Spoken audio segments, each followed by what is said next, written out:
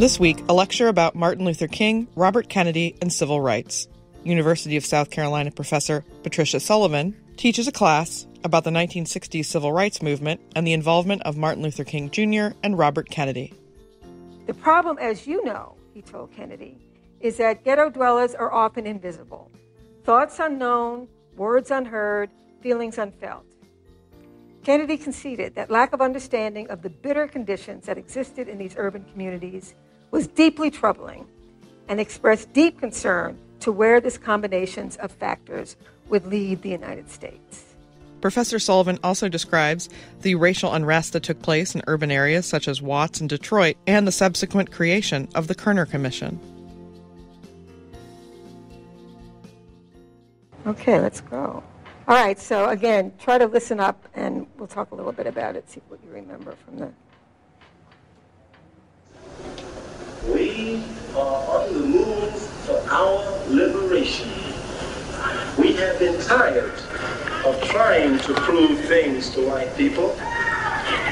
We are tired of trying to explain to white people that we're not going to hurt them. We are concerned with getting the things we want, the things that we have to be able to function. By 1967, the freedom movement was changing course. Black people seek power, and they must have power to change the conditions under which they live. Across the nation, black men and women struggled for control of their lives. Through the ballot box, on the street, in the schools. The call for power challenged the established relationship between blacks and whites in America. Yeah. Okay, so that's just a little review of where we were last week with the documentary from Eyes on the Prize, looking at Black Power. Stokely Carmichael provides a really great introduction and what the purpose of Black Power is, how it folds into this part, this really folds into the civil rights movement at this stage. So the years after the passage of the Civil Rights Act and Voting Rights Act, as is demonstrated in what we've covered so far, was a time of racial reckoning comparable to the years after the Civil War. Civil rights legislation, as you know, dismantled legally mandated system of segregation, laws and disfranchisement in the South, and broadened federal protections of citizenship rights.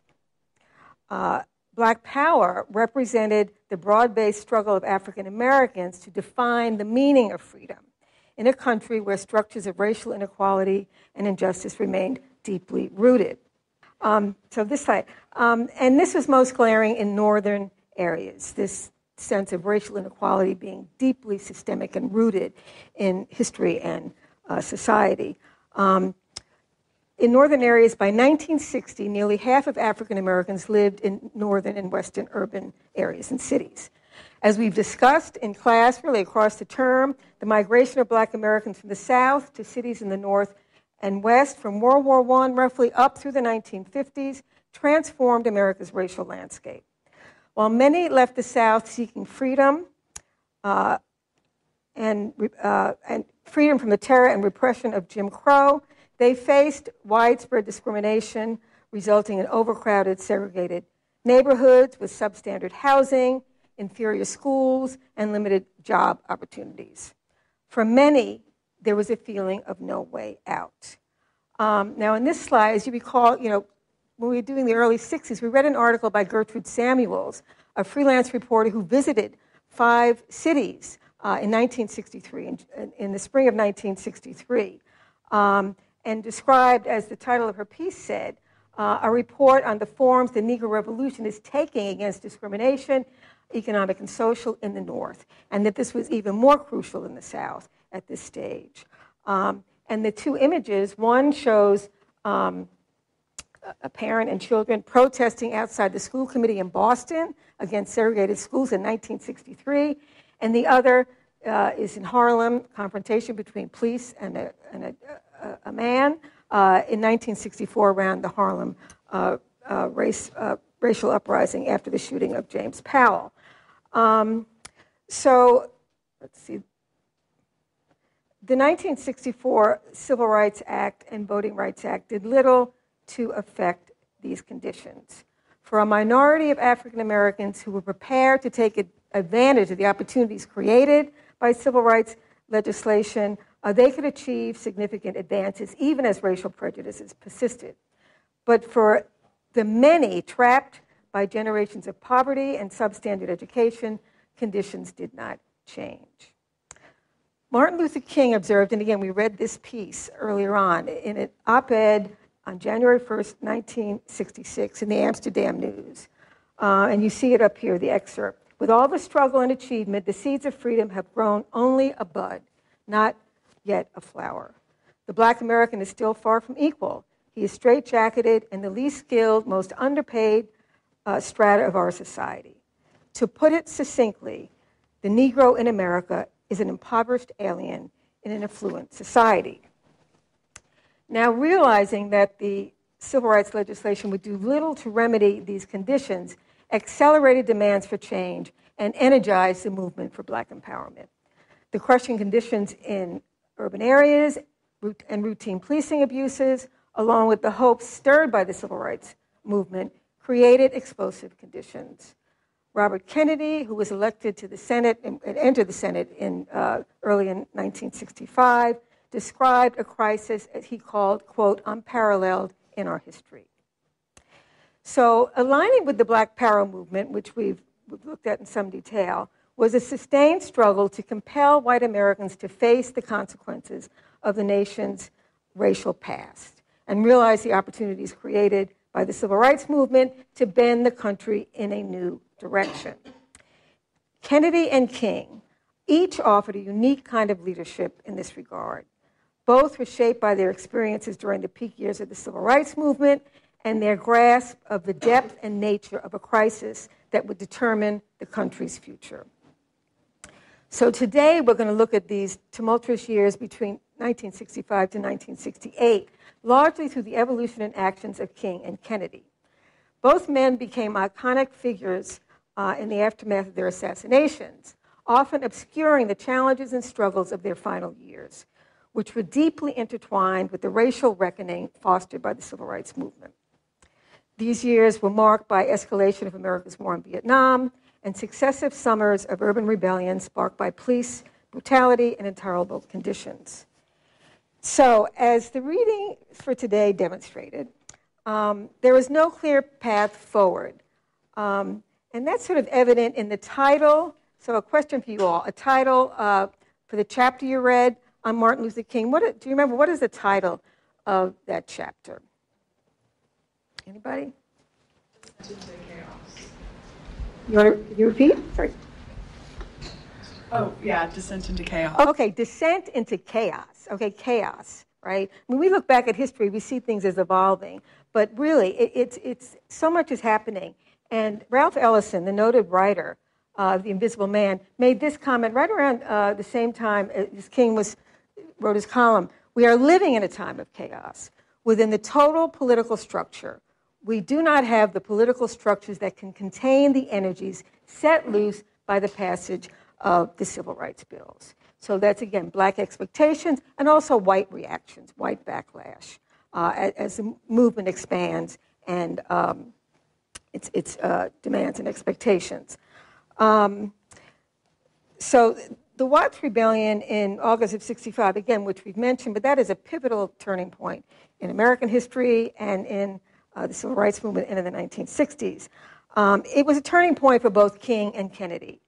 As you may recall, it lasted for 6 days, covered 45 miles of Los Angeles and beyond. Surveys estimated that at least 30,000 people participated, 34 people were killed, 25 of whom were African American, and more than 1,000 injured and 4,000 arrested. Now, King, who at this point was planning a campaign to challenge segregation in the North, to take SCLC to a northern city and apply what they'd learned in the South to conditions there, he flew immediately to Los Angeles. And he walked the streets of the Watts community. He met with packed community meetings and heard the grievances of people and the abuses they suffered from police, as well as lack of city services and a litany of things. And he was overwhelmed by what he saw and what he heard. In a stormy meeting with city officials, the police chief, William Parker, lectured King that violence was to be expected, quote, when you keep telling people they are unfairly treated and teach them to disrespect the law.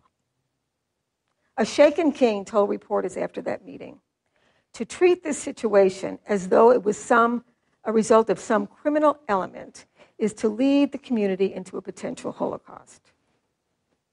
Early in '66, again, as you read in Adam Fairclough's book, King took SCLC to Chicago, where he would attempt to employ the tactics of nonviolent direct action in a campaign targeting poor, segregated housing conditions in what was called a campaign to end slums. He hoped this would enable Black Americans to channel their anger and frustration into collective action aimed at securing change and improving conditions. So another question from that particular chapter. So what happened? Was the campaign a success? What were some of the challenges that King faced in Chicago? Paige. He was basically forced to kind of reassess his basic assumptions about American society because it wasn't a success for him because whites basically controlled and profited from these slums. And, you know, he basically said, you know, there's something seriously wrong with capitalism and, you know, a society without slums, poverty, or unemployment, a society with free healthcare for all, and a society dedicated to peace, but whites were not ready for deep radical change, basically. Okay, so just a general opinion, liberals in Chicago weren't supportive of his efforts, right? I mean, Mayor Daley was a much more wily customer than the people he had dealt with in the South. African Americans were pretty cynical about using these techniques when the challenges were so great. And he said he faced a kind of violence that he hadn't seen before. Yeah. Wasn't he trying to get Mayor Daley not reelected? Well, he thought maybe, you know, the pressure if Daley did not come through. But of course, Mayor Daley was reelected and he had significant Black support. You know, people are tied into political patronage. So, but as you said, Paige, it made him confront, really reassess his understanding of race in America and the depth of the structures of racism in these cities and what it would take to actually create change at a time when the pressures were really high. Again, in the wake of Watts and the sense of that these tensions would continue to explode unless some change was secured. So it was during this time, and in this image, actually, he's stoned during a march, and his aides are trying to protect him during that, and here he is giving a talk in Chicago. So Chicago was a sobering experience. He was there, you know, in through the summer, and during this time in June, as we discussed, he goes to Mississippi to join Stokely Carmichael, Floyd McKissick, and other activists who pick up after James Meredith was shot with this march against fear through Mississippi. And I think it's just good to remember the kind of relationship King developed with Stokely Carmichael and Cleve Sellers, who told us about that when he came to class on Thursday during this march, how relaxed King was, how just glad he was to be going to Mississippi, being greeted by, you know, African Americans in these rural communities. And even though this was the march where, because of police harassment and being evicted from the school where they set up their camp overnight, and all kinds of problems with the police, Carmichael had been arrested for several hours, and he came out of that, went to a major rally in Greenwood, and issued a call for Black Power. And, you know, that is, well, we've talked about that, but it's you know, it represented an approach that SNCC had been using, you know, Black empowerment for a number of years, but it's really captured the attention of the nation and got a real reaction. And what was King's view of, I mean, do you recall from that account King's response to Black Power? Anybody? Claire. Are you talking about the account they talked about in the Cleveland Sellers book? Either Cleveland Sellers book or Stokely Carmichael's book. I remember in that book, Sellers mentioned that he was talking to King and like presenting these ideas, and King was basically saying how like it might work. He kept emphasizing that like it could be an option, but it's not necessarily like. Okay. Yeah. I mean, he was open to it, right? And I think yes. Yeah. Hey, Haley. In the Stokely Carmichael account, I remember that he had a quote from King that said, like, people who have power don't speak of their power. So he just was saying that, like, the movement should speak for itself. They don't have to call it power. Okay.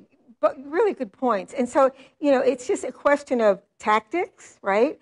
And also King felt that the reaction of white liberals to that and to the press, and he was correct. I mean, people reacted in a way that means what?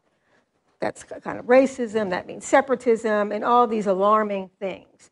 Whereas you saw what Carmichael said at the beginning of that clip, what it meant. It was about organizing the community, black empowerment, and even King, so King, after that march, he would constantly, reporters would ask him what he thought about black power.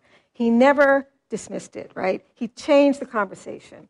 And at one point, he said, I'm going to get this quote correct. Let's see. Yes, he said, he turned the question around and he would answer by pointing to the poverty and injustice that endured in America and the need for a militant thrust forward. So he's talking about militancy. Something more militant has to happen. And, what you call it, to him, again, that could be a distraction. And the press really harped on that. And, of course, that was a story about the March Against Fear, which one is about much more than that. Voter registration, the harassment they experienced, and, again, the kind of camaraderie between the various representatives of the movement. So Robert Kennedy, as who I mentioned, he took his seat. He had been Attorney General under his brother and stayed until August of '64. Then he ran for the Senate from New York and entered the Senate in January of 1965. And he begins to move on a parallel path with King during these years. Now, as Attorney General in JFK's administration, he was shocked to witness the depths of the poverty and racial segregation in urban areas outside of the South.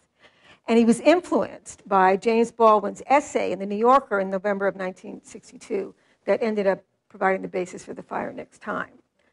Kennedy spoke in this very room in the spring of 1963 when he came to South Carolina. And talking to Southerners, white Southerners, focusing on the consequences of racial discrimination, he emphasized the North as well as the South, right? USC wasn't desegregated yet. So he's telling people, we've got to move, these things have to happen, voting rights, but that this problem is not just Southern, it's national. And then he said, time is running out fast for this country. Okay, so he has a sense, again, of that it's so deep, so wide, and that white America is so really ignorant of our history and of the need to really move forward on all fronts. Now, in the aftermath of Watts, Kennedy pushed back on the call for law and order, which was the dominant response across the political spectrum, from Democrats to Republicans. He said, there is no point in telling Negroes to obey the law. To many Negroes, the law is the enemy. In Harlem, Bedford-Stuyvesant, it has almost always been used against him. And he would elaborate on this point in speeches before white groups, noting that he was not only talking about the police. He said the law did not protect African Americans from unscrupulous landlords, substandard living conditions, and merchants who cheated black customers. Quote, we have a long way to go before the law means the same thing to a black man as it does to us. Kennedy went to Watts with his aide, Peter Edelman, just the two of them. They were in LA. He said to Peter, let's go to Watts. They jumped into a taxi and they rode to the center of Watts and walked around. Peter said it was like seeing a burned out area, a war-torn area in your own country. I mean, just the wreckage was throughout. And they talked to people and asked them about their lives and what, and almost everyone talked about no jobs, low-paying jobs, that condition persisted. No changes after Watts. He began supporting a group that was founded in the aftermath of the rebellion, the Watts Writers Workshop, which was created for young residents of Watts and became a major part of the Black Arts Movement. Kennedy supported, sent money, visited with them, and even campaigned there when he was running for president in '68. So he's connecting with these forces that are helping to build up these communities and supporting young Black people. Now, when he was queried about Black Power,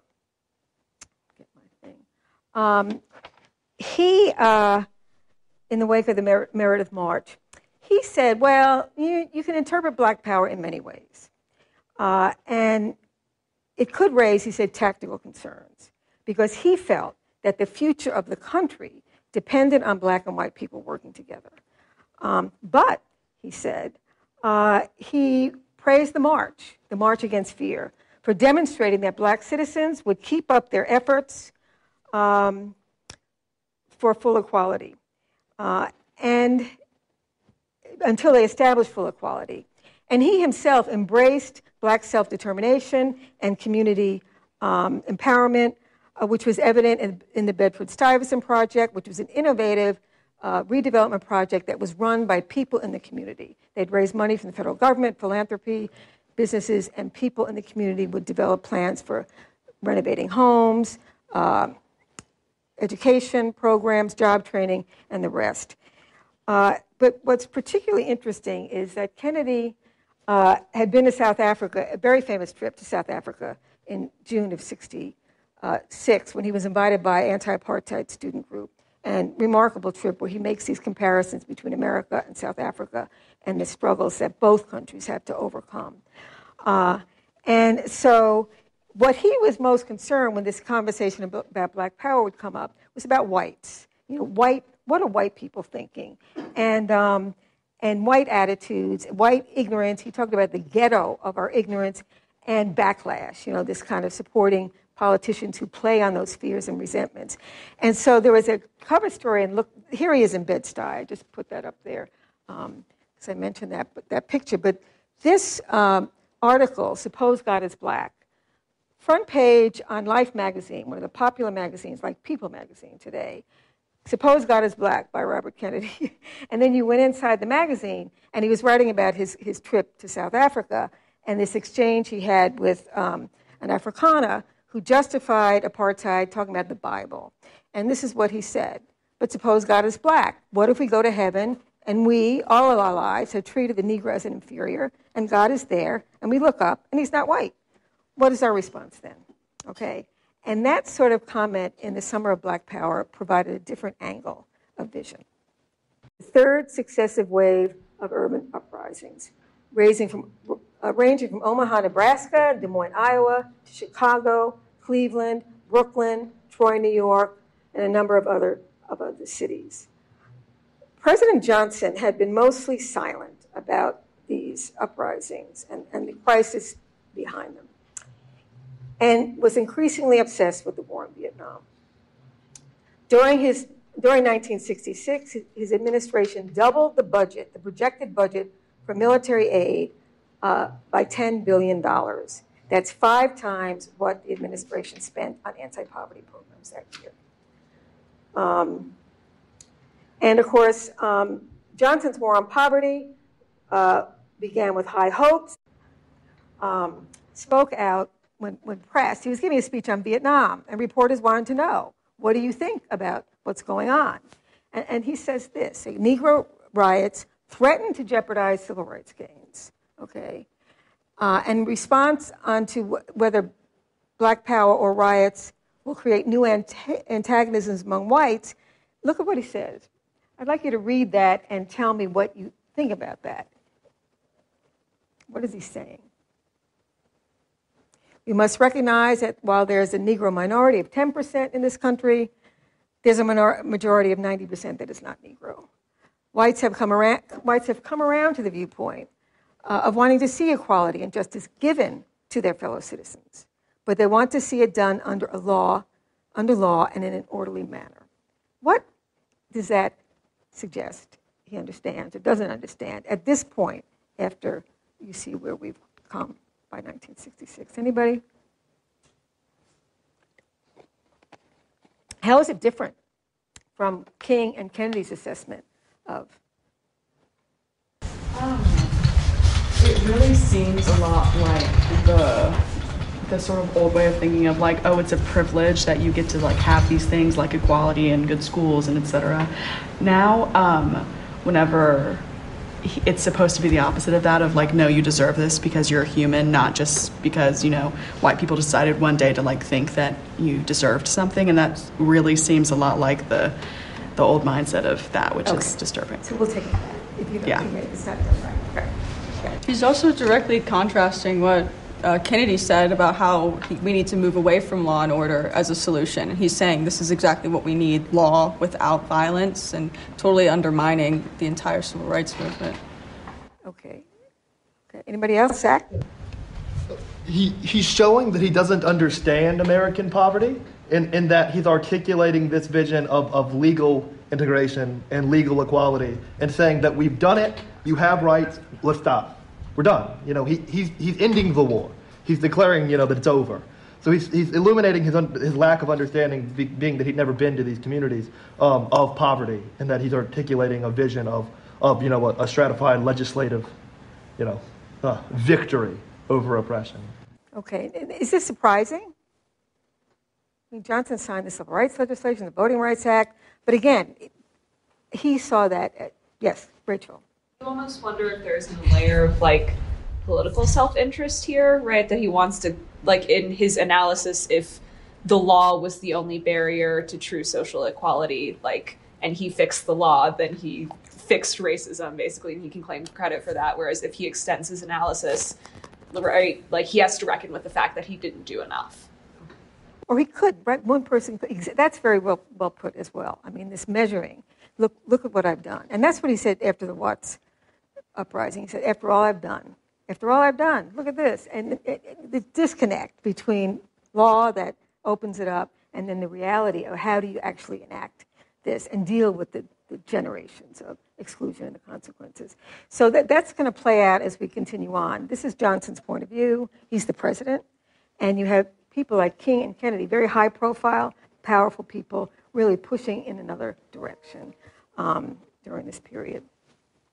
And interestingly, again, in the summer of 66, this changes as things escalate. But in the summer of 66, major newspapers placed blame on the Johnson administration. Thomas Foley of the Washington Post noted that a third summer of riots shows that the bargain basement, penny-pinching approach does not work. The New York Times editorialized that the Johnson administration talked good programs but set the targets far too low. It is not the riots in the slums, but these lame and inadequate programs that are the real disgrace of the richest nation on earth. Foley cautioned, and I think this is really prescient, as the riots flare from city to city, the bitterness becomes more deep-seated, leading to a breakdown in communication between the races, then political action becomes impossible. So that notion, Ellison, how do we build the political structures, right? And it's part of recognizing this, not pushing it away. Later that summer, 66, and 66 is really a rich year where things are pretty fluid and there seems like there's some possibility. The Senate Government Operations Committee held a remarkable series of highly publicized hearings on the crisis in American cities. Robert Kennedy sat on the committee and worked very closely with the chairman, Abe Ribicoff of Connecticut, in organizing the testimonies. Close to 100 witnesses testified over a 6-week-long period. The New York Times compared it to a 6-week-long seminar. Witnesses included civil rights leaders, city planners, labor leaders, housing experts, foundation officials, police officers, mayors, clergy, government officials, and others. The hearings covered a wide range of subjects, but Kennedy and Ribicoff identified the most immediate and pressing problem as the conditions of life for the majority of Black Americans living in urban areas. Kennedy led off. As a senator from New York, he came down from the Senate and sat in the witness chair, and he was the first one to testify. Just give you a few highlights. He really laid everything out. He talked about the root causes of the urban crisis, starting with federal policies around highway construction and housing, and the entrenched system of segregation and discrimination that had that had grown up over generations and the consequences: endemic poverty and rampant unemployment. And these are some of the things he pointed out. 1/3 to a half of ghetto residents live in poverty. That was left off. 43% of housing was substandard. Education was segregated, unequal, and inadequate, with a high school dropout rate as high as 70%, and infant mortality 2 times the national average. And this is, his vision. He insisted that we needed more than poverty programs, housing programs, and employment programs, though we needed all of them. We will need an outpouring of imagination, ingenuity, discipline, and hard work. And again, community action, Black empowerment. And he insisted communities must play a central role in developing and implementing programs. People acting on matters of mutual concern with the power and resources to affect the conditions of their own lives. During the course of the hearings,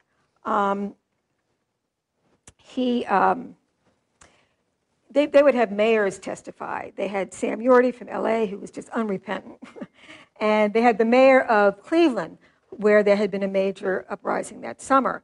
And the mayor comes in and he starts saying, well, communists are behind this and criminal elements are behind this.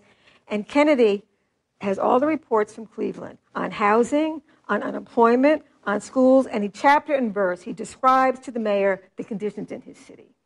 And the mayor said, well, I guess we don't need communists. They're not the cause. I mean, he just sort of backed up. He just put the information before him. But at the same time, he's putting the information before the country. So these hearings are really, and what's surprising to me as a historian, little is known about these. I mean, there are volumes. And the Kerner Commission report goes over this territory in about 2 years down the road. But they are really putting forward the crisis, the problem, defining what needs to be done, and showing the tremendous limitations of the poverty programs that are not integrated, they're not holistic, they're just, not enough and not well coordinated. The last person to testify, and the last hearing was in December, was Martin Luther King. And it was really to see King and Kennedy, in conversation in this hearing room at the end of 6 weeks of these remarkable exploration of the issues and the problems. King described his time in Chicago and said it was the first time he had experienced the grinding poverty, exploitation, and despair that prevailed in urban neighborhoods. King and his family moved into the west side of Chicago and lived like a member of the community and really felt that there was an uprising that summer while they were there. So he really felt it in a way that just accelerated his esforts. He observed, again, and King on Vietnam, he's spoken out, he's pushing for negotiations, but he's careful not to take the attention off of the issue of racial equality and the many problems they're facing. But in this hearing, he observed that the Johnson administration spent liberally on a war in Vietnam, where American security was not at stake, and he questioned the wisdom of a conflict justified by vague commitments to a reactionary regime. And this is a famous quote from King. The bombs of Vietnam exploded home, destroying the hopes and possibilities of decent Americans. Meanwhile, he said, the war on poverty was scarcely a skirmish. At no time has a total coordinated and fully adequate program been conceived. Kennedy asked King, and there's an interesting back and forth between the two of them, but he asked King what he thought the extent of poverty and alienation was understood outside of ghetto areas. To what extent did people really understand that? Not at all, said King. The problem, as you know, he told Kennedy, is that ghetto dwellers are often invisible. Thoughts unknown, words unheard, feelings unfelt. Kennedy conceded that lack of understanding of the bitter conditions that existed in these urban communities was deeply troubling and expressed deep concern to where this combinations of factors would lead the United States. Riots, King famously warned, in the final analysis, turn out to be the language of the unheard. So we're coming to the end of 66, and again, the chronology here is important. And I'm not going to go into detail, but during the fall of 66, Robert Kennedy makes a really important speech at UC Berkeley. He talks to more than 15,000 students crowded outside in the Greek Theater. And I think what's really interesting about it, the anti-war movement is full steam ahead. Students, and these are probably mostly white students, are really involved in the anti-war movement.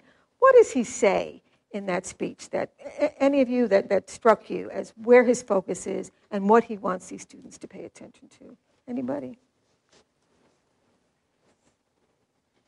Yeah. Hey, just one of like his final quotes kind of got me is, you have the opportunity and the responsibility to help make choices that will determine the greatness of the nation. Okay. So I think that, he's really speaking to these students about what's going on, and, majority white students who, have an opportunity to create change and make change, but they have to make that choice for themselves, basically. Okay. No, that's a real theme. I mean, he talked a lot to college audiences because he really looked to young people, and it's true, as the future, hopeful, and especially young people who have the opportunity of a college education, and there was a sense then that you need to use that to really help imagine a way forward and work collaboratively to do that.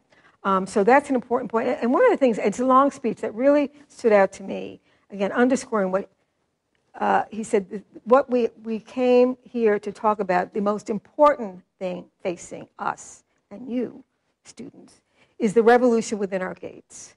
The challenge we have gathered here to consider, the struggle of the Negro American for full equality and full freedom. The revolution within our gates. I mean, Kennedy is opposed to the war. He's supportive of challenges. He's working in the Senate. But this is, and of course, we're here today.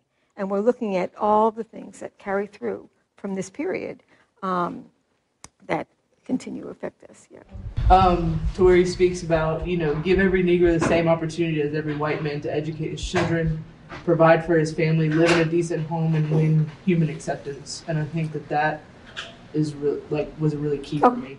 And he's educating them. These students haven't been to a community, a poor community, probably, maybe some, but doubtful, So he's trying to open their eyes, get them concerned, and really give them an understanding of what the challenges are, not just for the country, for the future direction of the country.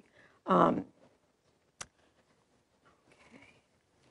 All right. Now, by 67, so we're shifting into 67. Things really, chaos is a word. Things feel like they're coming apart. The war, Lyndon Johnson has close to 400,000 ground troops in Vietnam. The anti-war movement is growing exponentially and broadening out. Again, so the majority of Americans still support the war, right? This country's at war, but there's a very active, vocal, and growing anti-war movement. And racial disturbance that summer would break out in more than 150 cities. The nation really seemed to be coming apart at the seams. Now, King, as I mentioned, had voiced concerns about Vietnam. As soon as the bombing began, Lyndon Johnson Americanized the war, and he sent ground troops and began a bombing campaign that really pulled us into the war fully. And so King called for negotiations, but again, he was hesitant because, again, speaking out against the war, it just distracts from the issue, the main issue you're concerned about. But it stuck with them. SNCC, in January of 1966, asked after one of their, it was Jimmy Jackson, I think. Jimmy Lee Jackson, no. I've got to think. Sammy Young.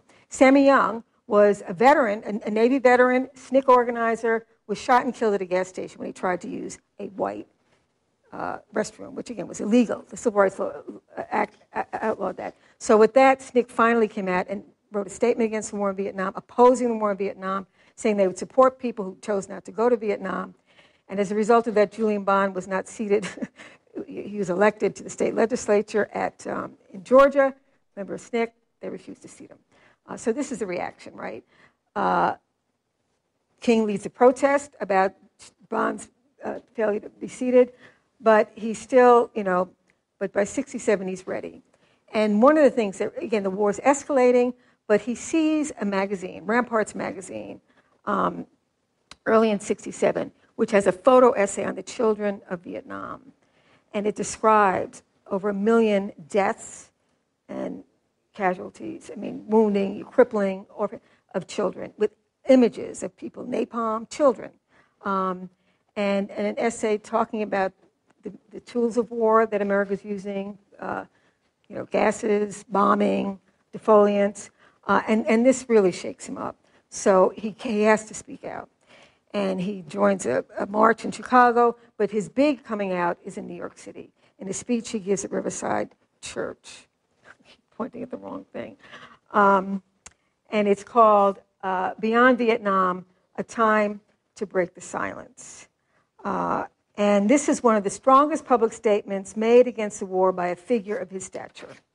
He spoke for nearly an hour, and I urge you to read this speech. It's really a powerful, well thought out analysis of the war and its impact on America and on, of course, Vietnam. He talked about his own evolution from seeing the war as an enemy of the poor by taking all the resources to a pointed assessment of the war's horrific impact on all parts of Vietnam. King concluded that he could not raise his voice against the violence of the oppressed in the ghettos without having first spoken clearly about the greatest purveyor of violence in the world today, my own government. It was America's initiative to take responsibility to take the initiative to end the war, and he urges the Johnson administration to begin with the cessation of all bombing to open the way to negotiation. The speech was a powerful appeal to end the war, but also to face the deeper malady within the American spirit seen in the glaring inequities and injustices in a society that continued to spend more money on military defense than on social uplift. The reaction was predictable. Life magazine described it as demagogic slander that could have been written by Radio Hanoi, the communist government. The Washington Post said King had diminished his usefulness to his cause, his country, and his people. They compartmentalized. This is your civil rights. This is something. King, it's holistic, right? It's impacting the country, and what's happening in Vietnam is the shame of America. And at this point, so King was not deterred. He suspected there'd be this kind of reaction, but he felt someone of influence had to say that America was wrong. I have become so disgusted, he said, in the way the American people are being brainwashed by this administration. Now, I think to speed up because people are moving around different ways. Robert Kennedy, poverty is in his sights, and he's on a committee chaired by Joe Clark of Pennsylvania, where they're really doing a deep dive into poverty, having hearings and starting to go into the field and just see, get on the ground, see what's going on, and find out what people need. And this is Marian Wright. Marian Wright had been a leader of the sit-in movement at Spelman, and she was now had gone to law school and went back to Mississippi, where they only had 3 black lawyers. So she became the 4th, the first black woman admitted to the bar in Mississippi, and she testifies before Clark's committee and says that conditions were worse in Mississippi than they were 3 years ago when the war on poverty began. And it's a result of a combination of things. The mechanization of cotton, landowners pushing blacks off the land, making it difficult for them to get access to food stamps and all the rest. But it's a crisis. So they decide to go to Mississippi and see for themselves. And they have hearings in Jackson. And here's Fannie Lou Hamer, okay? Fannie Lou Hamer, Unita Blackwell, leaders of the MFDP. They describe the conditions. They describe the challenges around the Head Start program, which they built up and which the state was taking over with white business leaders and moderates with the support of the Johnson administration. So after hearing this, he decides, I want to go see. So he goes with Marian Wright and Amzie Moore, who you remember was Bob Moses' immediate contact in Mississippi, and he just goes and sees. And he's just flabbergasted by the poverty, just destroyed by what he sees. Here they are in a shack, windowless shacks, children with bloated stomachs from malnutrition and sores. He was just shocked. And he goes back to Washington, more determined to just shake the Johnson administration, goes to the Secretary of Agriculture and says, you need to get food down there, food commodities, and stop charging people for food stamps. If they have no money, they can't spend $8 to get food stamps for their family. And the guy didn't believe him, so he said, okay, send your aides down. The aides go down. Oh, it's right. It's true. It's terrible. So he squeezes some money out of the Agriculture Department. And they continue to go around, and he develops a close relationship with Marion Wright, who ends up marrying his aide, Peter Edelman. So 67, that's April with King, but the summer of 67, which is known as the summer of love for the counterculture, is a long, hot summer in America's cities. And The Harvest of American Racism, which was a report based on research of 23 of the affected cities that had uprisings that summer, concluded that the most salient feature of the disorders was a form of generalized rebellion on the part of certain sections of the Negro community against white control of black areas. In Newark, the worst were in Newark and in Detroit. In Newark, there were 5 days of street battles, which approached the scale of Watts. Many died in the volley of police gunfire. 6 people were killed when police fired indiscriminately into the crowds, including a 74-year-old man who was walking to get his car and a mother who came out to find her children. So it's chaos, right? Chaos. And really, police at the end, 26 people were dead, mostly African American, and more than 700 injured. Less than a week later was Detroit. And we'll look at that. Exploded into what was called the largest urban disturbance of the 20th century. But as a contrast to Newark in terms of city leadership and political representation, Detroit had 2 African-American congressmen. They had a significantly black middle class, but again, they still had people in poverty, and the police, they had a very progressive mayor, but he could not rein the police in. And what sparked this was there was an after-hours bar where they were celebrating the return of 2 veterans from the Vietnam War. And the police raided that, arrested a bunch of people. That's got things going, and it just escalated and went on for 4 days. The police, first, it grew beyond the control of the police. Governor Romney sent in 8,000 National Guards. And in one of the cases, the National Guard met a flash from a window with a gunshot, and they shot a 4-year-old girl. The flash was somebody lighting a cigarette. So, I mean, this is playing out. At the president's request, at the governor's request, the president sent in the 89th and 101st Airborne Division, along with tanks, machine guns, and helicopters. Many of the troops had recently returned from Vietnam. And when one of the soldiers was asked about his mood heading to Detroit, he said, well, they say war is war. And at the end, 43 people were left dead, 33 of whom were African American, more than 2,000 injured, and 5,000 arrests. And investigations afterward revealed that some officers and National Guards acted out of a desire for vengeance. Police would take off their badges, their name badges, so they couldn't be identified. There was sniper fire from the Algiers motel. They went into the motel. They executed 3 boys who on their knees, not threatening them. One of the officers was tried for murder, and he was acquitted. And there were 4 more reports of police shootings and National Guard shootings of unarmed men who weren't threatening them. This was a crisis. This was on the TV, the 5th largest city in the country, and this is what people saw when they put their TV on. And the reporting, again, David Brinkley, since Sunday morning, mobs of angry Negroes have paralyzed the city, spreading fire and destruction. Military metaphors were used to cover the crisis and reinforce the dominant white opinion of black urban communities as dangerous, violent, and crime-infested, not seeing beneath the surface or how this all played out.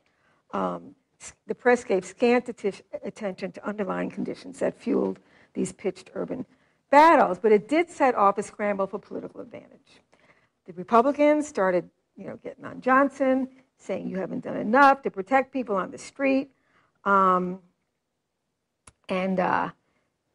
Ronald Reagan got into the action, now touted as a possible candidate for president, and branded the racial strife in Detroit and elsewhere as riots of lawbreakers and mad dogs against the people. President Johnson went on television and delivered an address on July 27th, announcing that he had created a commission to investigate the causes of the riot and make recommendations. He denounced the looting, arson, plunder, and pillage, and the criminals who committed these acts of violence against the people. He said the FBI would continue to investigate for evidence of conspiracy. He stressed how important it was for law enforcement at all levels to be prepared to stop violence quickly and permanently, and announced that the Defense Department was setting up new training standards for riot control. And then he acknowledged, as if just giving lip service, to the fact that to attack the conditions that breed despair and violence, that he was committed to that, and he praised his administration for doing the greatest government effort ever in all of American history to meet these ancient wrongs. He's starting to sound like a president we know. Pat himself on the back, and again, no mention of expanding the war on poverty, really action to begin to deal with those conditions that he acknowledged were at the root of these problems. And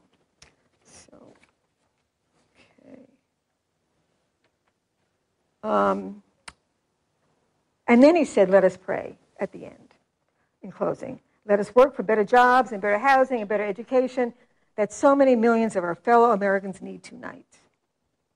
Robert Kennedy was watching this speech, and he exclaimed with evident exasperation, that's it, he's done.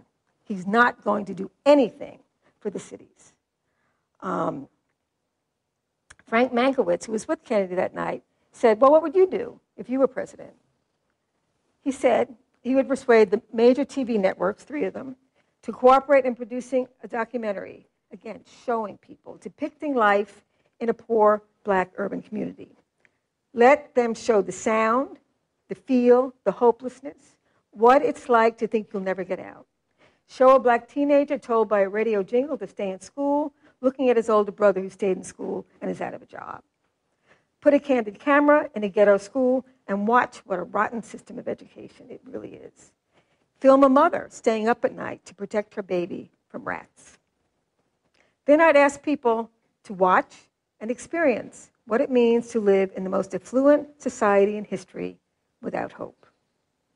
Mankiewicz later reflected that the Detroit riots and the terrible feeling Bobby had that night as he watched Johnson had shifted the senator's thinking about running for president.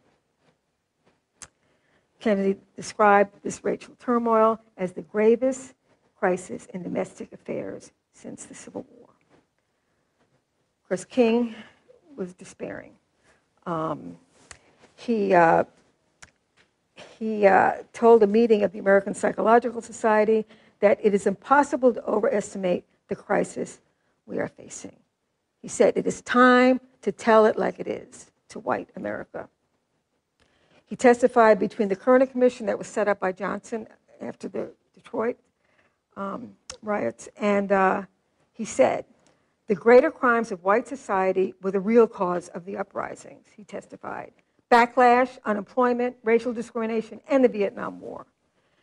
At this SCLC's convention, he declared that he and his organization would very, very definitely oppose LBJ in 1968 unless he changed his stand on the war. King fought off despair. He told his wife, Coretta, and I think you read this in Adam's book, that people expected him to have answers, and he had none. But he would try and do what he could do to try to figure out a way to mobilize people and help them move ahead and channel the frustration and energy and despair that so many people were feeling. So he focused initially, he and his top aides focused on plans for the summer of '68 to work in northern cities and build massive nonviolent demonstrations as a way to channel, again, the frustration and anger, and boycott schools, picket outside of plant gates that discriminate against black workers, protest local, state, and federal government, just really, have targets and just get people to funnel that energy and draw attention. And during this time, the interesting sort of connection between Kennedy and King is that Marian Wright was an advisor to Dr. King, and she had become friendly with Robert Kennedy through her boyfriend, Peter Edelman. And so she went to visit King on her way to Atlanta to visit Kennedy on her way to Atlanta to see King. So they started talking, and he said, "How's Dr. King?" And he said, "Well, he's full of despair. It's just what to do, and things are just at a boil. Just exploding." And he said, "I think he should bring all the poor people to Washington, stay there until Congress does something, embarrass them, just force the issue, And so she went to King. It's not to say his idea. King was planning to do something, but she left his house, went to meet with them at the SCLC. He was planning the next summer's campaign. King loved the idea. So they began planning what became the Poor People's Campaign, focused on Washington. And I was going to ask you, I know we're running towards the end, but anyone want to describe the Poor People's Campaign, what the goal was? Because King is killed before it. Or the strategy. I sort of laid it out, right? But, bringing people, shanties, to just camp out in view of the White House and Congress, and have civil disobedience if necessary, but really, and what Adam Fairclough says, what King is virtually proposing is a new political movement from scratch. And so he begins organizing for that. And I'm not going to get into it, but I just want to mention to you, like as a reminder, Orangeburg happens during this early 68 as things start moving towards this culmination. And that is emblematic, too, about how people are manipulating fear of black power for police crackdowns and false arrests and the rest. But the early months of 68, both King and Kennedy would move forward in what would be their final campaigns. Kennedy, a series of developments early in 68. Now, Kennedy's thinking about it because he's worried about the cities, not just the war. But a series of developments early in 68 persuaded him to run, and that he could run and actually have a chance of winning.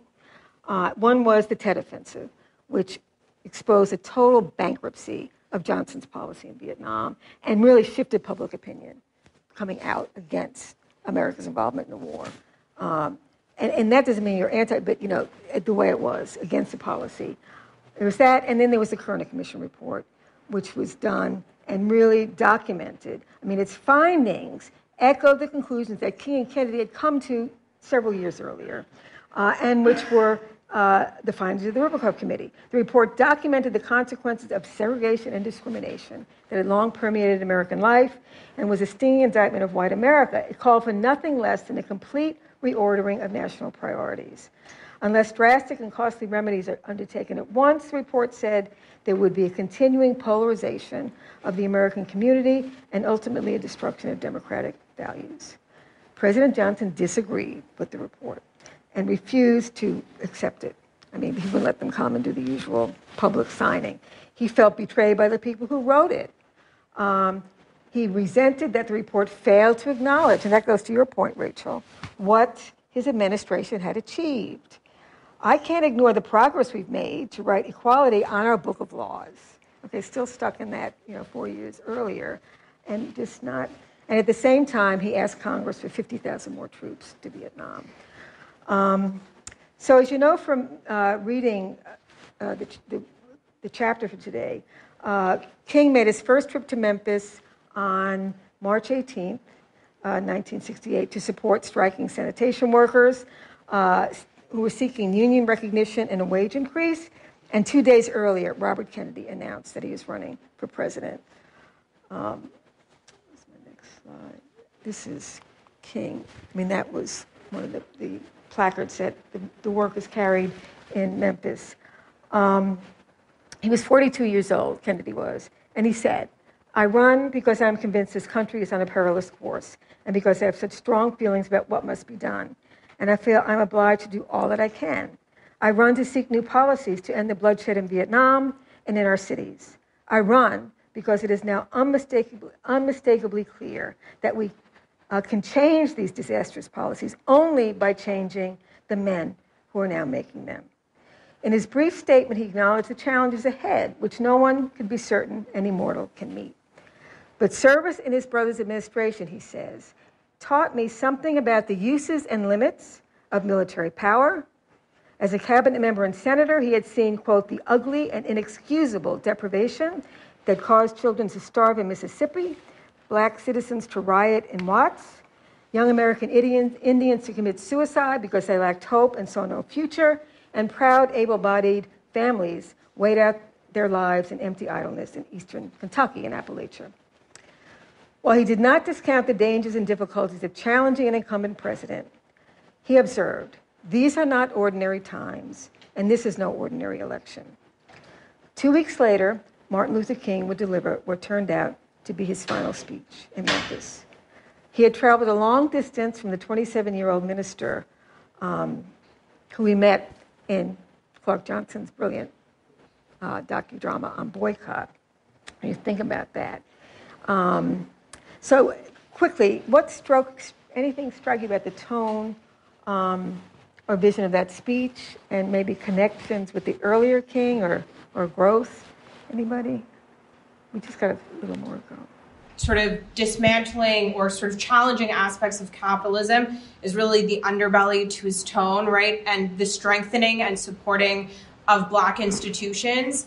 I think that takes sort of a position more in the front of his discourse than it had previously. Before, it had been more about sort of political aspirations, movements, nonviolence, etc. But now the specific target is sort of the dangers of capitalism and how they fuel division, right? And so to not support certain businesses and rather turn to your Black businesses, strengthen those institutions. And so you see a little bit more of a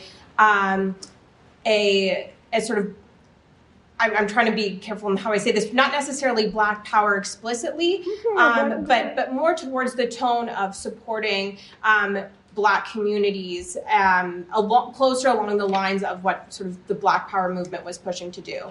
Okay, yeah, good. I mean, and that's why he's supporting the sanitation workers, right? I mean, that you have to, unity, we have to stay together, keep the issue, justice in your sights, I mean, keep moving. And he kind of does this litany about life, and he's glad he was born at this point and that he's living now.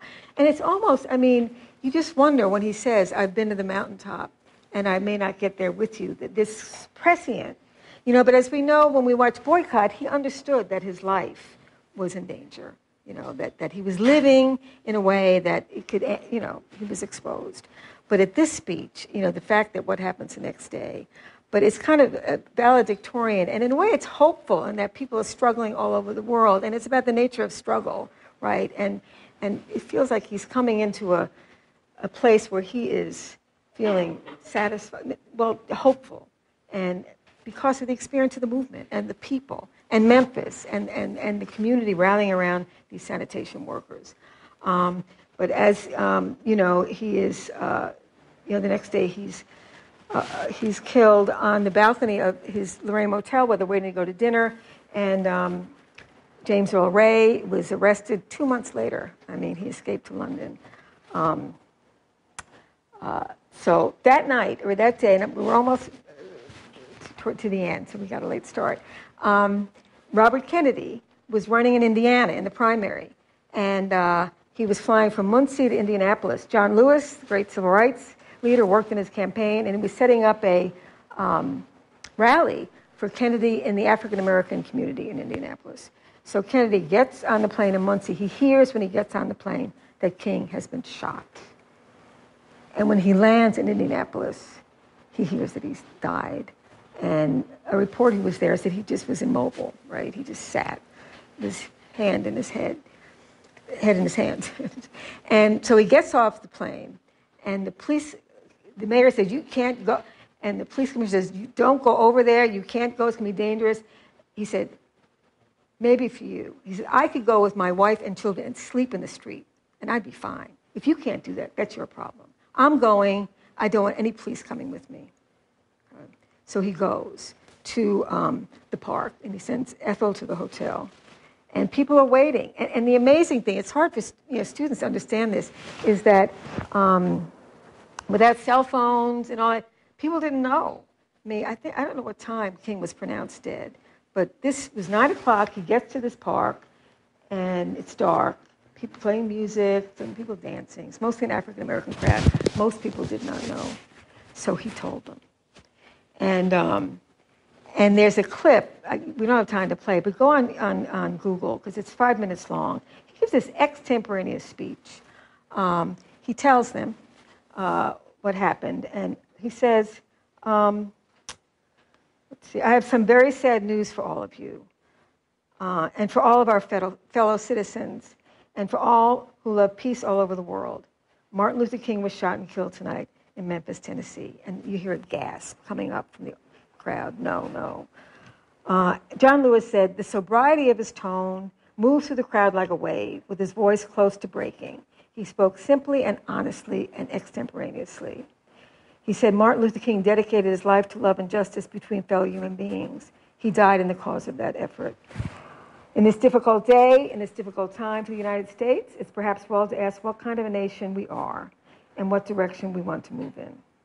The country can move toward greater polarization, black among black people and white people among white, filled with hatred towards each other. Or we can make an effort, as Martin Luther King did, to comprehend, to replace that violence, that stain of bloodshed that has spread across the land, with an effort to understand, with compassion and love. And in the course of the speech, he mentions, he goes, it appears that a white man killed Dr. King. And if you want to be angry with all white men, that's understandable. But I lost a brother, and he was killed by a white man. It's the only time Robert Kennedy ever mentioned his brother's murder or assassination in public. But he felt it was some kind of a.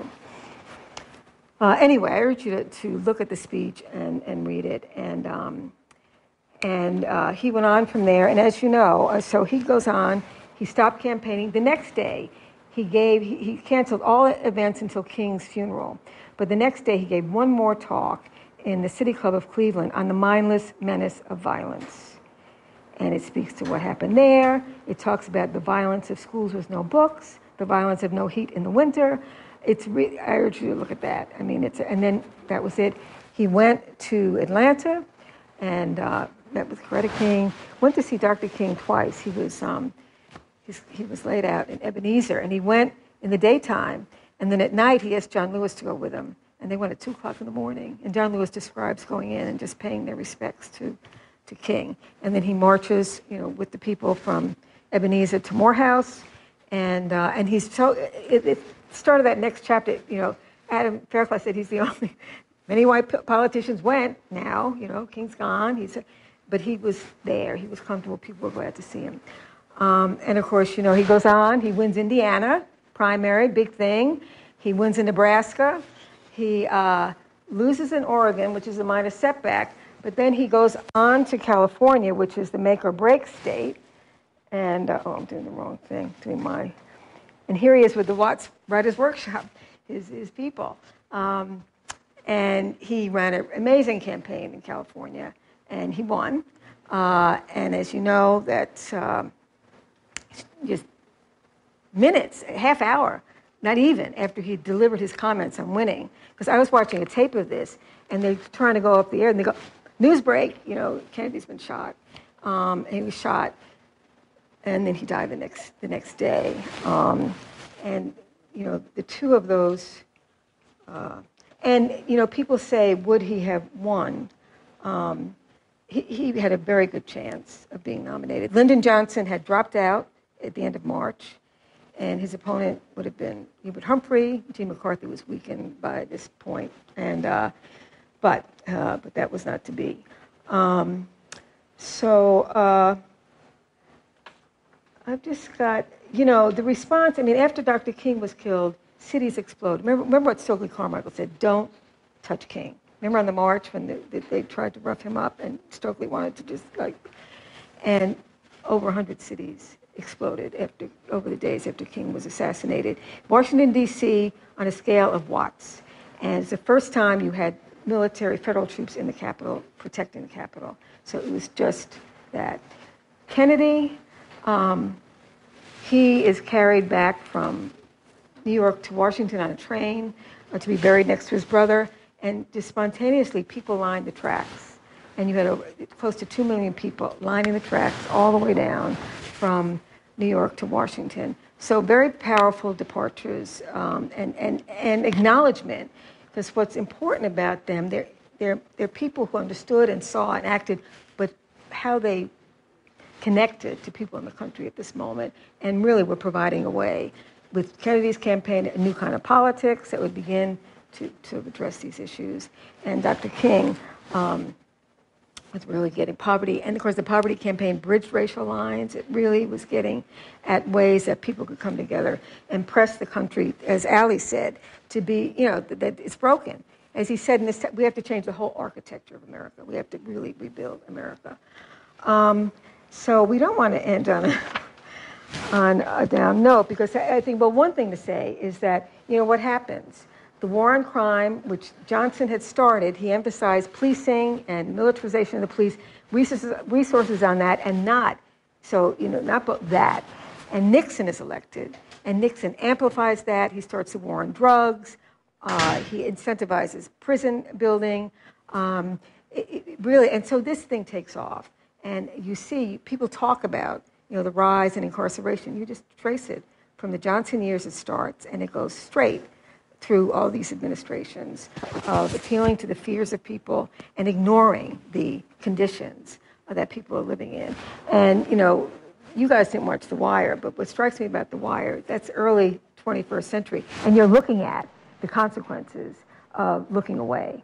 But I think, well, maybe I should ask you while we're wrapping up, looking beyond the tragedy. So that's what we get. We end with that, and it's tragedy. They're gone. But really how they lived and how they moved through this period in history, which like this, what did Kennedy say? We are living in a time of chaos. We have two choices. We can face it and work to change things, or we can turn away and let it fester and things can carry on. So any thoughts about, what the takeaway is from the history of these, not just these two individuals, but this period and how these two individuals in particular moved through it? Haley. Kind of like the main thing is, even though there were moments of despair and kind of like feeling like there was no moving forward, they continued to move forward and think of other solutions and continue to meet with people. And they made that change, or made ways for the change. Okay. Yeah, that's right. And the fact of living a life a certain way, right? And knowing that it's, there's do something. I mean, Kennedy had a ripple of hope, and it spreads out. You don't know where it's going, but you participate and you use your privilege of education, of being able to move through and sort of see things and in other ways, and organizing. I mean, this notion of community empowerment. I mean, so all these lessons are rich in the 60s, and I think with these two, they've been put on they're iconic. Oh, the last image is of this in the park, and let's see, is that it? The park is that stuck? Oh, I'm doing the wrong one. I'm doing that's in the park where Robert Kennedy spoke in Indianapolis, and it's called the Peace Park, and it's bronze figures of King and Kennedy stretching out towards each other. But let me read one last quote from Bayard Rustin, who what he said about both of these, and I guess people in the moment said this is it. James Baldwin said we would have had a different world if not for so many assassinations. I mean, the tremendous loss of individuals and of their capacity. I mean, what they represented and how they were involved in shaping the society at a really pivotal moment.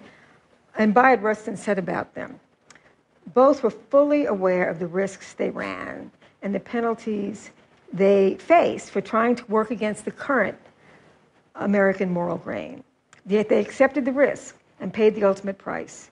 for trying to make a difference in their times and for striving to show mankind that it can be better than it is.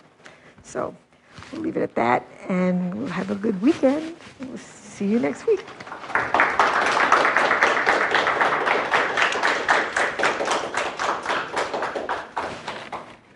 Thanks for listening to C-SPAN's Lectures in History podcast. If you'd like to hear more about the 1960s civil rights movement, we suggest checking out Presidential Recordings. Season 1 includes private phone calls between President Lyndon Johnson, Martin Luther King, Robert Kennedy, and others. Season 2, which will be available July 1st, includes the calls of President Richard Nixon. Find it and follow wherever you get your podcasts.